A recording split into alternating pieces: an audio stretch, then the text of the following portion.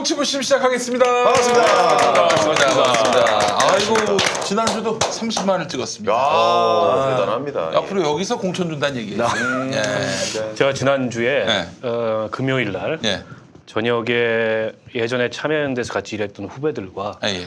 약속이 있어서 요즘 뜨는 서촌 그 인근에 있는 꽤 좀 유명한 이자카야를 갔는데 그 사장님이 예. 정치 부심을 잘 보고 있다며 세상에. 서비스 안주를 2가지나 아이고 감사합니다. 저도 하나 뭐 보태기 들어가겠습니다. 세상 고맙습니다. 예, 저는 그동안 뭐 이제 돌아다니다가 개그 콘서트의 황윤희 씨 아니시냐고. 예. 아 바뀌었습니다. 예. 정치 부심의 황윤희 씨. 저도 못할게요. 좋습니다. 그 지난주에 울산 돌아서 목포에서 의원님 모시고 다녔는데 가는 장소마다 한 5번씩 와서 정치 부심 잘 보고 있다고 말씀을 해주시는가 하면 예. 목포에서 제일 웃겼던 건 이제 목포에 있는 태도라는 뭐 이렇게 일식 말고 한식 주점을 갔는데 가서 앉아 있는데 그 일하시는 분이 와서 흘끗흘끗 보고 가요. 네. 근데 이제 그때 뭐 가만히 앉으시는데 제가 말을 하기 시작을 하니까 김용민 팟캐스트에서 많이 들었다고. 금성에 아니라. 세상에. 목소리 인지도가 우리 올라갔어요. 그 김용민 PD님의 어떤 그 저명한 지명도에 대해서 다시 한번 생각해보는 기회가 됐습니다. 서비스 안주 나왔어요? 예, 서비스로 민어찜이 나왔습니다. 아니 그렇게 비싼 게 서비스로 나왔단 말이에요? 예, 그 얘기 좀 더 못하면 흑산태도라는 집인데 제가 흑산태도가 맛있다라고 3시 하던 삼김쇼에서 얘기를 해갖고 네네. 주말에 하루에 30만 원 팔던 가게가 100만 원을 계속 넘겼다고. 그러니까 그 나머지 70만 원이 전부 다 김용민 보고 가서 먹은 거예요. 그래서 자연산 전복찜이랑 민어찜이 서비스로 나와서. 근데 정작 김용민은 못 먹었잖아. 그러네요. 다음에 목포 내려가시면 이제 꼭 모시면 가겠습니다. 알겠습니다. 예. 아니 김수미 씨는 뭐 별일. 김수미 씨가 어디서 그 저기 청와대 가가지고 나 정치부심 나오면 김수민이 오겠다는 얘기 있어요. 아이고 그것은 민폐를 끼치면 안 되지 이 사람아. 청와대 뒷문을 막거든 하면서 대단하신 분이네요. 예. 내 누군 줄 알아? 뭐 이랬다는. 저는 이제 친구나 선배 후배 가끔 만나면은 네. 네가 나오는 것 중에 예. 정치 부심이 제일 재밌다라고 해서 제가 비가 상했습니다. 뉴스 밑장도 예, 있는데 김수민의 뉴스 밑장. 네. 예, 민만 닦고 있다는 얘기 있어요. 오늘 하여튼 이렇게 많은 분들이 또 호응해 주시고 또 많이 시청해 주셔가지고 그렇습니다. 세상에 저희 그 광고 회가 들어왔어요. 야, 회가. 스케일이 아이고, 달라졌습니다. 세상에. 이 실패 없는 싱싱한 회를 원하려면 할 수 없어요. 노량진 시장 가는 수밖에 없는데 네. 가는 시간, 이것도 파킹하는 시간, 사오는 시간, 또 집에 네. 오는 시간, 이거 너무 진이 다 빠져요. 자, 실패 없는 싱싱한 회를 만나려면 김용민.com 이용하시기 바라겠습니다. 싱싱 회돌이 오직 3kg 이상의 CR 좋은 횟감만을 사용하기 때문에 회의 두께와 식감에서 확연한 차이가 납니다. 이게 수도권에 사는 주민이어야만 가능합니다. 경기도 고양도 가능합니다. 가능하겠죠, 고향은. 예, 서울 마포도 가능하고, 그렇죠. 예, 그리고 구미 됩니다. 구미. 경기도 성남시 구미도. 구미도. 거기 됩니다. 예. 광주 됩니까? 광주잖아요, 광주. 경기도 광주 되죠. 광주. 예, 경기도 광주 됩니다. 아니 전라도 광주. 전라도 광주. 아이, 거긴 안 돼. 곤란해. 예. 예. 오토바이 퀵 배송이다 보니까 배송비가 발생하긴 하지만 노량진에 직접 가서 파킹하고 발품 팔고 돌아오고 기름값 다 따지면은 저것도 있어요. 상차림비. 상차림비. 그게 그래요. 두당 10,000원인가 그래요. 그렇습니다. 예. 훨씬 저렴하게 그렇습니다. 먹힐 수 있는 싱싱 회돌이 포장은 아이고, 볼까요, 한번? 예. 봐야지. 예. 어이구 세상에. 어이 박싱이 제대로 돼 있네. 예, 예, 이렇게 뜯어가지고. 예, 한번 뜯어보겠습니다. 예, 옆에 이렇게 빼셔가지고. 예. 박싱. 어이구 이런 싱싱한. 야, 싱싱한. 예. 돼 있고. 아이스박스. 매운탕 매운탕도 있어요. 매운탕. 매운탕. 어이구 세상에. 예. 이게 바로 회. 그 밑반찬 고추장, 있을 거, 고추장도 들어가고 밑반찬 있지. 스키다시. 스키다시까지는 스키다시 있어. 있어. 학교하고 있어요. 네. 여러분 진정 이거- 마세요. 와사비도 생와사비네요. 새우. 예. 너무 푸짐한데 이거. 야, 이거 이게 한 박스 안에 이게 다 들어가는 얼마예요, 거 아니에요? 그래서? 세짜는 이게 9만 원, 5, 6인분. 그리고 이제 특대가 있는데 이거는 7, 8인분인데 그건 12만 원. 그리고 중짜는 3, 4인분인데 7만 원, 2, 3인분은 5만 원. 그리고 세상에 1인 가구를 위해서 1, 2인분도. 그것도 2만 5천 원에 모시고. 저렴하다. 자, 깔끔하고 두꺼운 포장용 상자에다가 생선과 쌈채소, 소스 등을 담아서 상자가 개별 포장됩니다. 기가 막힌데요, 회가? 배송 기사가 예, 예. 에라이 엿먹으라고 막 흔들어 오진 않는 이상은 네네. 정말 최고의 그 생선 살점의 5와 10까지 흐트러짐 없이 오게 돼 있습니다. 6월 한 달 동안의 모든 회부터는 제철 해산물 서비스가 추가되는데 손님 접대, 혼술 안주, 실패 없는 싱싱한 회를 원하신다면은 김용민닷컴에서 싱싱 회돌이 만나시기 바라겠습니다. 아니 이거 회만 한 번 좀 이거 잡아줘야 되는데. 아, 집들이를 하거나 집에 이제 손님들이 올 때 그렇죠, 그렇죠. 노량진까지 갔었잖아요. 예전에. 맞아요. 그렇지. 차랑 네. 집에서 딱 깔끔하게 받아볼 수 있어 좋겠네요. 아이고, 손님 올 때 딱 좋을 것 여러분 이건 신이 이 세상을 창조한 그 개념만큼 축복입니다. 싱싱 회돌이 여러분들 김용민닷컴에서 만나실 수 있습니다. 이런 가격에 예. 세상에 7, 8인분이 어떻게 12만 원으로 떨어집니까? 이럴 수가 없는 거예요. 이게 그러고 보니까 광어, 우럭, 그 다음에 저기도 있네 이거 민어 아닌가? 예, 민어. 민어도 있고 까지 들어있고, 그러니까 안하고도 있네. 쌍고기가 쌍고기가. 예. 안하고도 있고. 예. 그리고 이게 두께도 굉장히 좋고요. 이게 광어죠. 그래서 제가 이 집은 놀러 온 게 이제 생고추냉이 와사비라고 하죠. 예, 와사비도 굉장히 맛있어 보이고. 아, 예. 진짜 맛있겠네요. 예. 굉장히 두껍네요. 이건 회가 아니라 스테이크야 스테이크. 회를 아주 좋아하는데요. 예. 굉장히 신선하고 잡내가 하나도 없고요. 이게 그리고 지금 고기의 상태로 보니까 원래 그 물고기의 크기가 한 3kg 이상 되는 큰 고기들에서 썰어낸 회예요. 그치, 예, 이거. 두께나 이런 거 보면 근데 이 생선 중에 제일 중요한 게 또 얼마나 큰 생선을 써느냐가 중요하거든요. 그런 점에서 놓고 봤을 때 굉장히 품질 좋은 생선이 원재료라는 게 딴 사람은 흉내내 말 소용없어. 회는 김성회. 김성회 싱싱회입니다. 아 좋아요. 소주 생각난다. 아, 우리 방송 잠깐 끊고 이거 다 먹고 하면 안 돼요? 아예 방송 먹으면서 먹으면서. 시청자들한테 좀 미안하다. 우리끼리만 맛있는 회 먹방 방송을 해서. 고추가 너무 매워. 좀 맵다. 우리도 한잔 고추를 잘못 먹어서. 고추 화이팅! 회가 살도 안 찌잖아요. 저녁에 야식으로 먹어도. 8시까지 주문하면 되는 건가요? 주문을 하려면 8시까지 저녁 8시. 야 이거 진짜 맛있다. 제가 광고하면서 이렇게 본론 얘기를 한 번도 안 하는 거 오늘 처음 겪어본다. 이게 진짜 맛있네 이게. 자중해 해야 되겠다 이쯤에서. 난 8시 안 넘었으면 시키려고 그랬어 집에다 하나. 그러니까요. 집에 또 먹게. 우리 가족들도 주고 이랬을 텐데. 우리가 5명이 먹었는데 괜찮잖아요? 아 너무 맛있습니다. 예. 의원님 같이 당도하셨는데 유시민 이사장은 데리고 나갑니까? 글쎄요 뭐 지금은 뭐 본인이 저렇게까지 안 나간다고 하면 일단 그 말을 믿어줘야죠 뭐. 그리고 나중에 나가면 욕하면 되잖아. 본인이 그렇게 얘기했잖아. 나간데 왜 욕해? 정치를 하고 안 하고는 내 맘인데 나중에 말 바꾸면 욕해라. 성우 형 보시기 어때요? 저는 안 나올 거라고 생각하고요. 안 나오는 게 좋다고 생각해요. 본인의 행복을 위해서도. 근데 이제 유시민 이사장에 대해서 저도 뭐 보고 살아온 세월이 그렇게 길지는 않습니다. 근데 당도 같이 하고 또 그 당이 망가져도 보고 새로 당을 차려서도 같이 하고 이러면서 제가 어쨌든 봤던 느낌은 생각과 말이 그렇게 다르지 않다. 그 사람이 겉으로 말하는 거는 실제 그 사람이 생각하는 거와 거의 비슷해요. 그래서 겉과 속이 그렇게 많이 다른 사람이 아니다. 근데 대표적인 오해 중에 하나가 겉과 속이 많이 다른 사람인 것처럼 이미지화돼 있잖아요. 근데 실제 그렇지 않은 면이 더 크고 약간 여린 면도 있어요. 지금 어쨌든 꼭 내가 대통령이 돼야 되냐 뭐 그런 큰 일을 하고 싶지 않고 즐겁게 살고 싶은 그 욕망이 올라온다. 라는 말이 맞을 거예요. 그럼에도 불구하고 자신의 역할이 있다면 그게 이제 공직자가 되거나 공직선거에 출마하는 길이 아닌 일종의 시민으로서의 정치 행위를 마다할 사람은 아니고 뭐 그 역할에 충실하겠다는 입장인 것 같아요. 현재로서는. 저 이제 그걸 거꾸로 보면 그러니까 김빼기도 들어있다고 생각해요. 김빼기. 예, 안 나올 유시민이 강조된다는 것은 그러니까 전 유시민 장관에 대한 호불호가 없습니다. 뭐 지금 그 얘기를 하는 건 아니고요.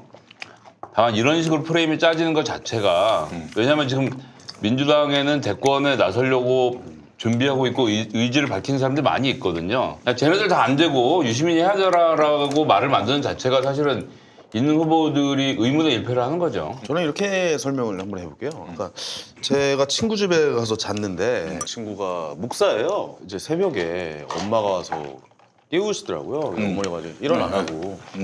너 일어나. 새벽기도 가야지 일어나. 목사를 깨워가지고. 새벽기도 가야지 일어나 했더니 그 목사 친구가 엄마 10분만 더 자고라고 했던 기억이 나요. 그러니까 뭐냐면 목사는 무조건 가야 되는 거잖아요, 새벽기도를. 근데 그 친구도 사람이다 보니 10분만 더 잘게라고 얘기를 하는 거잖아요. 그러니까 사람 마음이라는 게 뭔가 그렇게 당연히 해야 될 일도 좀 어떤 시기가 오면은 모르는 거다. 목사도 새벽기도를 안 가고 싶어 할 수 있다라는 마음을 저는 거기서 처음 봤거든요. 그러니까 뭐 앞으로 어떻게 진행될지 모르는 거죠. 뭐. 김수인 평론가는 유시민 이사장님 어떻게? 안 할 거라고 봅니다. 안 할 거라고. 네, 그리고 안 한다 했을 때 믿어주는 게 맞는 것 같고요. 그리고 지금 현재는 공백 상태라서 정치에서 그렇기 때문에 지지율이 많이 나오는 건데 네. 지금 여론조사 지지율 보면 예전에 박근혜 유시민 이렇게 1, 2위 할 때가 있었어요. 언제였지? 그때가 2012년 그 대선 앞두고서 네, 그러니까 노무현 전 대통령 서거 직후 분위기에서. 근데 그때도 지지율이 갇혀 있었거든요. 10 몇 %에서. 근데 지금은 그때보다 훨씬 이제 색도 빠지고 비호감도도 낮아졌는데 비슷한 수준인 걸 봐서는 지금도 갇혀 있다고 봐야 되지 않겠나.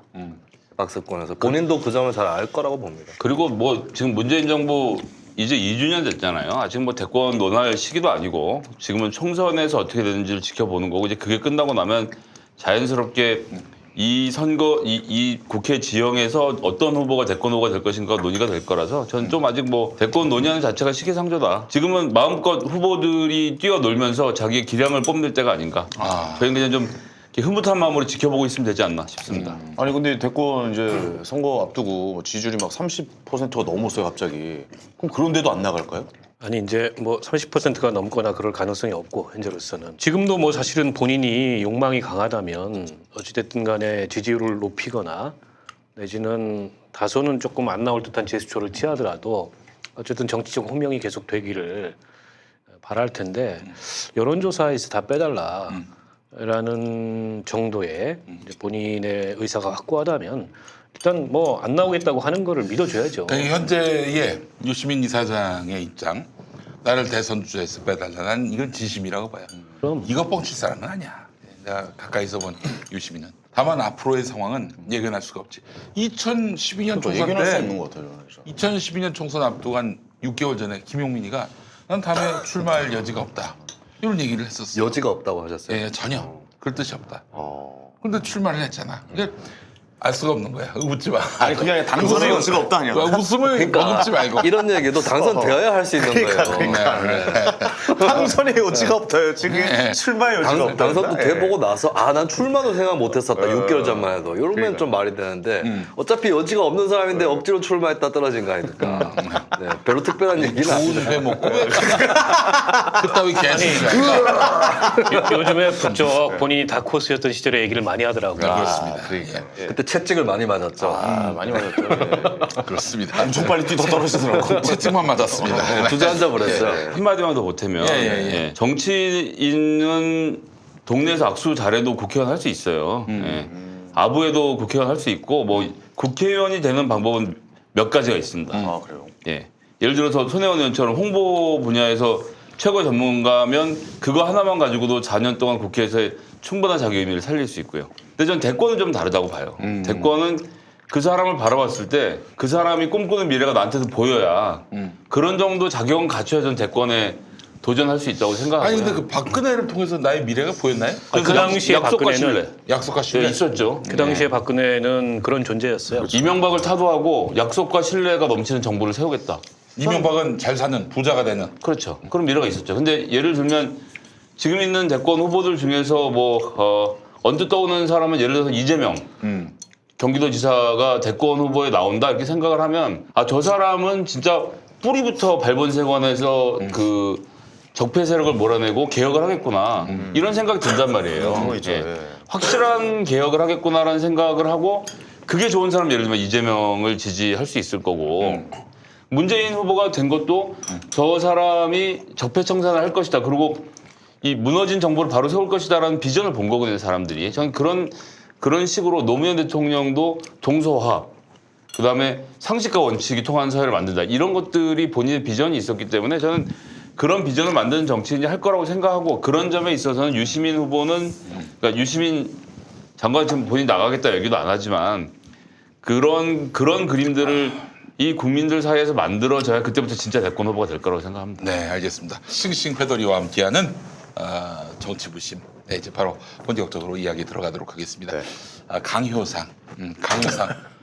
간첩 사건이라고 얘기하는 사람도 있던데 그건 너무 좀 과한가요? 아니 그거 저기가 얘기했어요. 오신환 바른미래당 원내대표가 그래요?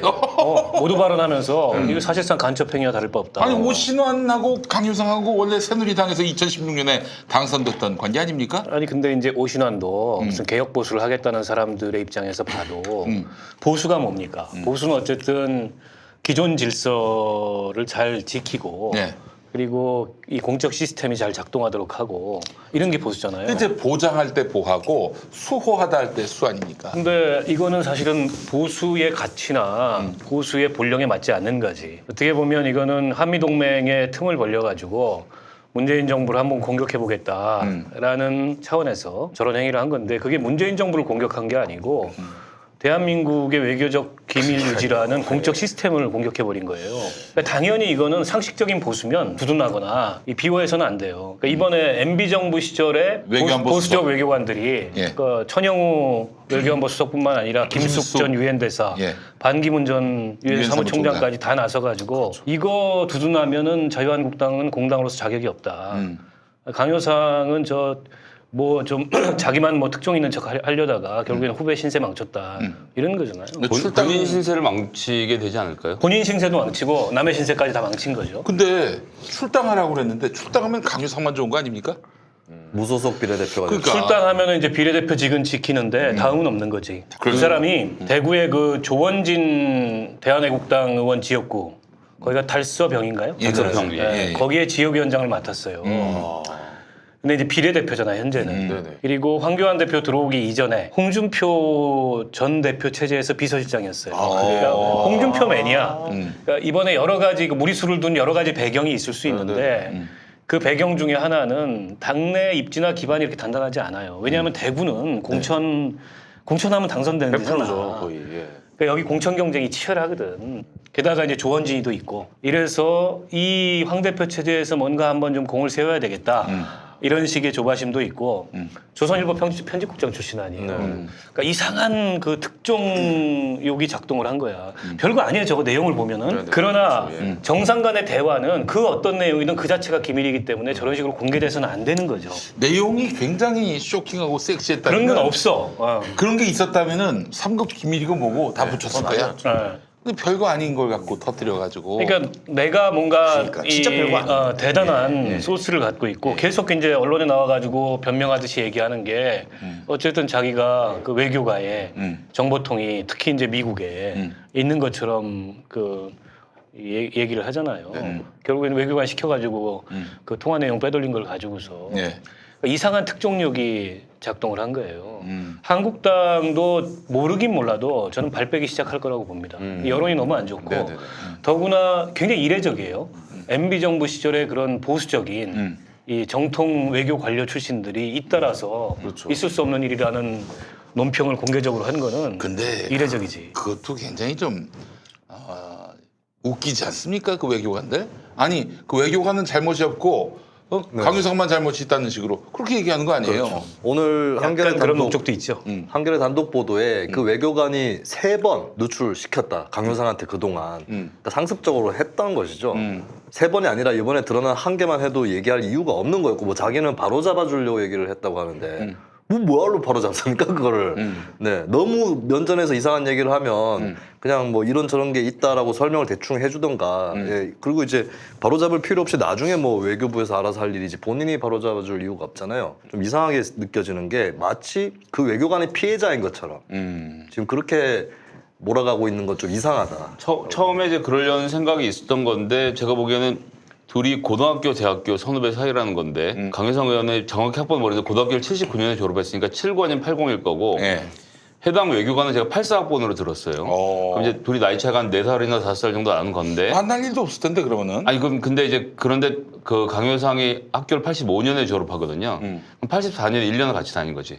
그리고 외교관이 자기 신입생 환영회 때 보고 몇 번 본 이후에 쭉 연락이 안 되다가 올해 2월에 강효상이 미국에 왔을 때 오랜만에 만난 사이일 뿐 아무 사이가 아니다라고 얘기를 해요. 근데 이게 이놈의 그 학연 지연이 정말 무서운 게 그랬을 거 아니에요. 아, 니 뭐 이러저러 하면서 그때 걔 아이가 뭐 이렇게 하면서 거기부터 시작을 해서 아, 형님 뭐 잘 지내십니까 하고는 2월에 만난 놈들이 3월부터 외교 기밀을 빼돌리기 시작을 해갖고 이번에 뭔 얘기 있었노 이렇게 하면 바로바로 지금 그 자료를 대줬다는 거고 걸린 것만 3번이라는 거거든요. 여기서 걸린 건 뭐냐 하면 지금 생각해보면 강효상이 지금까지 했던 발언 중에 외교적으로 기밀이 있던 것을 날짜를 찾아갖고 다시 이쪽을 뒤져서 확인했을 가능성이 높아요. 강효상이가 이실 짓고 한 것도 아니고. 예, 그렇게 된다고 보면 상시적으로 통화하면서 기밀을 흘리고 다녔을 가능성이 높고 그러니까 저희가 처음에는 무슨 외교부가 외교 라인을 동원해갖고 자유한국당이랑 짜고 민주당을 물먹이려고 하는 구도로 전 지금도 의심이 되긴 한데 그거보다 더 크게는 그냥 동네 형이 야 내가 니 잘 봐줄게 앞으로 국가의 녹을 20년 넘게 먹은 외교관이라는 자가 그냥 고등학교 대학교 선배 옛날부터 알던 사람한테 틈날 때마다 전화해서 아, 형님 오늘은 뭐 이런 얘기 했다는데요 하다가 급기야는 정상회담의 회의로까지 흘리는 지경에 간 거 이건 뭐 전 참사라고 봅니다. 이건 확실히 처벌을 해야 된다고 저는 생각을 합니다. 그러니까 오늘 외교부에서 둘 다 고발을 했어요. 뭐 외교부로서는 이게 이제 외교부의 기강행위 논란이나 이렇게까지 번지니까 어찌됐건 간에 선을 긋고 책임을 확실하게 묻겠다라는 차원에서 고발을 한 거고 외교부가 외교 기밀 누설로 고발한 게 95년인가 6년에 한 번 있었더라고요. 당시에 권노갑 의원이 그 외교부 그 관료한테 네. 무슨 전문을 그때 이제 문민정부 네. YS 때 아닙니까? 네. 예. 무슨 전문을 갖다가 빼돌렸다 이래가지고 고발을 당했는데 그 전문은 조작된 거였어요. 그 외교부 직원에 의해서. 이번하고도 성격이 다르지. 이번은 뭐 조작이 아니잖아. 네. 있는 걸 빼돌린 거고. 근데 더 이게 좀 말이 안 되는 게 그 3급이라 그랬죠 그 사람이? 예. 참사관이 볼 수 없는 내용이에요. 그게 네네. 정상 통화록이. 그러니까 대사만 주미 대사만 봐야 되는 내용인데 대사관에서 이거 돌려봤다는 거 아니에요. 그러니까 저는요 의원님 그래서 난 이 지점에서 지금 외교부 지난 보수 정부 때 외교부에서 고위직에 있었던 특히 북미 쪽이 그 외교부에서는 계란 노른자 자리 아닙니까? 그렇죠. 그 지금 반발하고 있는 사람들 엘리트 라인들이지. 저기 저 반기문이니 김숙이니 또 누구였지? 3명? 천영우 이런 사람들 다 그쪽 계열이고 그러니까 이게 말하자면은 강효상한테 어떻게 이렇게 우리 외교부 후배를 곤경에 빠뜨리느냐 이 얘기는 이 문제가 이 북미 지역의 이런 외교관들이 그동안 피웠던 농단 이런 것들이 드러나는 거를 막기 위해서 지금 강효상한테 책임을 다 뒤집어 씌우는 그럴 수 있고, 그러니까 이제 외교부 북미 라인으로 대표되는 이른바 우리 외교 안보 라인 내 동맹파라는 게 있잖아요. 동맹파, 한미 동맹파. 네. 그리고 이제 이른바 자주파라는 이 대립이 참여정부 때 특히 이제 격했다 그래요. 눈에 보이는 혹은 보이지 않는. 그러니까 여전히 외교 안보 라인에 그런 구도가 있는데 지금 이제 한 마디씩 거두는 사람들은 소위 말하는 이제 외교부의 노른자인 북미 라인인데다가 대체로 이제 성향이 동맹파인 사람들이어서 그 자신들의 일종의 이제 그 뭐랄까요 집단적인 그런 이해관계 이런 거에 반로가 아니냐 이제 이런 의사가 있는데 어찌됐든 뭐 그건 이면에 그런 저기가 있다고 하더라도 지금 전직 외교관들이 더군다나 외교부 고위관료 출신들이 하나같이 비정상이다라고 얘기하는 거는 강효상으로서 책임을 면하기가 어렵고 그리고 이게 이제 감찰을 하고 들여다보면 다 나오잖아요. 저게 실수로 그냥 흘린 건지 아니면 반복적으로 그다음에 상당한 의도를 가지고 흘린 건지 외교부에서 고발을 했다는 건 그 고의성과 반복성을 발견했다는 거잖아. 그래서 저거는 저는 처벌이 불가피하다고 보고 모르긴 몰라도 형사고발까지 했다면 최소 해임이고 더 나아가면 파면될 가능성이 굉장히 높아요. 공무원이 파면되면 연금을 못 받아요. 연금을 못 받아. 그런데 이제 그 이수혁 의원실에서 낸 자료를 보니까 이수혁 의원도 외교관 출신 외교관 아닙니까? 출신이죠. 거기서 이제 지난 10년간 외교부 징계심의 개최 안건 및 징계 처분 현황 낸 걸 보니까 비밀 홈수를 9번 정도 문제가 있었는데 불문 경고, 그다음에 경고, 그다음에 제일 센 게 감봉 3개월. 형사고발은 외교관들이 없었던 거지. 예, 여기서 한 사람이 그러니까 다른 죄로 파면당할 때까지 밀어붙였다가 빠져나오는 사람인데 그 사람 성폭행. 그러니까 공무원은 그러니까 성폭행하고 음주운전하는 거 아니면 사실은 자르는 게 거의 불가능. 지난번에 그 개돼지도 결국은 복직했지 않았습니까? 그렇기 때문에 교육부. 예, 저는 그 개돼지 이번 복직했나요? 일에 이게 쉽지 않아요. 그러니까 이번 일도 마찬가지로 몰랐네. 파면하기 쉽지 않을 텐데 이거는 끝까지 책임을 엄중하게 물어야 한다고 생각하고 저희가 또 들리는 얘기는 지금 이 사람 한 건이 아니라는 거예요. 막상 그래요? 가서 이게 싹 털면 또 털리는 사람 나오거든요. 그래서 더 추가 건들이 발견이 된다면 여기에 대해서도 일벌백계해야 되고, 그리고 이제 보세요. 외교관이라고 하더라도 이런저런 정보를 주고받는 일이 절대 있어서 안 되지만 있을 수 있는 성질의 문제를 놓고 봤을 때 그것을 듣고 발설하는 자까지를 반드시 전 문제 삼아야 한다고 생각하고, 그런 점에서 놓고 봤을 때 강효상 의원도 그냥 무슨 뭐 출당이 뭐니 뭐 정치적 징계 이런 차원으로 문제를 전 논하면 안 된다고 생각하는 게, 예, 이렇게 넘어가서는 절대 안 됩니다. 간첩이요.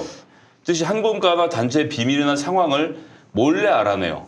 경쟁 또는 대립 관계인 국가나 단체에게 제공한 사람. 강효상이 몰래 알아갖고 일본이랑 북한에 제공했지 않습니까? 그러네요. 간첩이죠, 이건.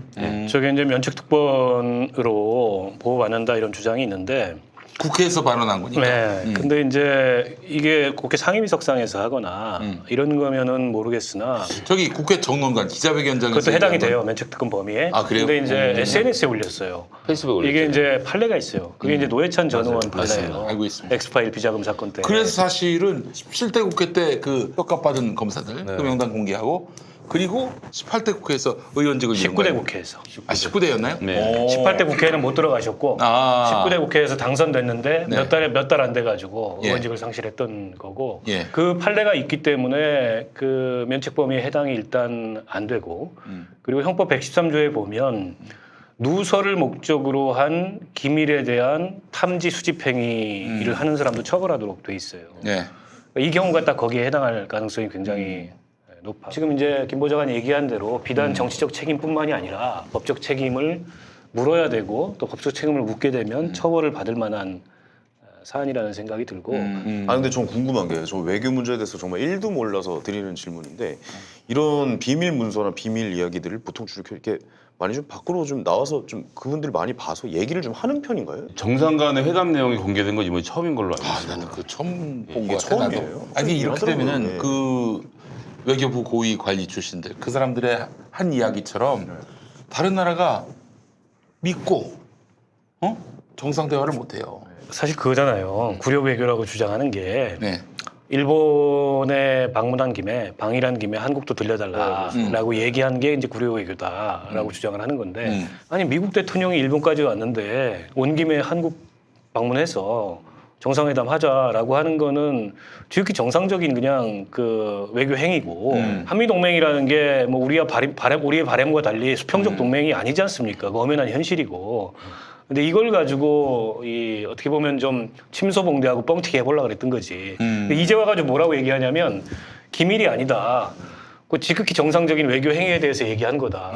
처음에는 구려 외교라고 얘기해놓고 지금 벌써 이제 자유한국당 내에서도 이게 명분도 내지는 뭐 이 여론의 지지도 다 못 얻겠다. 더군다나 만약에 그 민주당 쪽에서 이런 일이 있었다면은 여론이 어땠을 것 같아요. 민주당이 야당이었다면 네. 이 정말 국가의 이 공적 시스템도 존중하지 않고 이거 파괴하려고 그러고 뭐 이렇게 나왔을 거 아닙니까? 근데 보수라는 자들은 어쨌든 국익을 무엇보다 우선시하는 그렇죠. 게 보수의 가치라고 자기들 입으로 지금도 얘기하고 있잖아요. 예. 근데 저런 행위를 했다는 거는 앞뒤가 전혀 안 맞는 거지. 그 최동욱 검찰총장 뒷조사 이 파일을 그렇죠. 곽상도 청와대 민정수석으로부터 받아가지고 조선일보 기자들한테 넘겨줬던 당시 조선일보 편집국장이죠. 편집국장이었어요. 그 혁혁한 공을 세워서 비례대표로 들어온 거고, 그래서 조원진 지역구 달서구 병을 받았는데 달서구 병의 18대 때 조원진이 친박연대로 나와서 당시 그렇죠. 새누리당을 꺾고 당선이 됐던 저력 있는 지역이거든요. 그래서 조원진보다 더 막 나가야 된다라는 어떤 중압감도 저는 있었을 거라고 보고, 그런 가운데서 기자 시절 생각하면서 무리해놓고 쳐놓고 나면 기자들이 쉴드 쳐주겠지, 이런 좀 안이한 생각도 저는 있었을 것 같고요. 그랬는데 이제 자유한국당조차도 발을 빼는 모양새로 가니까 본인 뭐 지금 굉장히 당황했을 거예요, 제가 생각에. 아니 며칠 전에 조원진 이름으로 문자가 왔어. 요즘에 애국당이 황교안의 장애투쟁 때문에 적지 않게 당황을 하고 있나 봐. 아 지금 그 애국당을 다 흡수해 버렸어요. 그래서 사실은 밖에 나가서 우리가 해야 그래서 되는데. 이렇게 왔어요. 조원진 대표. 대한애국당과 자유한국당의 차이는 불법 탄핵의 진실 규명. 이렇게 왔어. 애국당의 위기감이 굉장히 커졌어. 사실은 보수는요 집권 가능성 여기에 몰리거든요. 집권 가능성이 없다 치면은 몰리지가 않아요 사람들이. 그 사실은 박근혜라는 권력이 뭐 지금은 쫓겨난 대통령이 됐지만 여전히 유효하다. 이게 대한민국당 권력의 그 요체 아니었습니까? 근데 지금 박근혜를 잊어버리고 황교안으로 좀 가고 있는 거 아니에요? 조선일보가 열심히 또 밀어주고 있고. 그러니까 조선일보가 김대중 칼럼 보니까 이제는 뭐 대놓고 얘기하지는 않지만은 박근혜 잊어라. 응?